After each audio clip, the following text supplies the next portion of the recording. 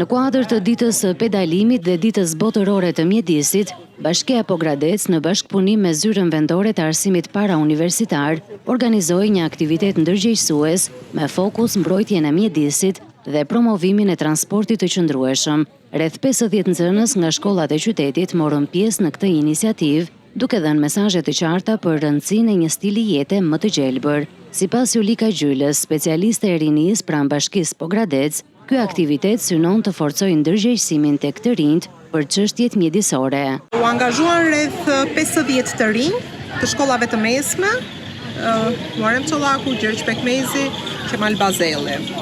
Mesazhi që ne donim t'u jepnim të rinjve është për të zgjedhur një transport të qëndrueshëm, për të mos ndotur ajrin dhe për të mbajtur një mjedis sa më të pastër. Nga ana tjetër, Gani Bego, specialist pranë administratës së zonave të mbrojtura, theksoi se aktivitetet të tilla kanë ndikim pozitiv në edukimin dhe ndërgjegjësimin e brezit të ri.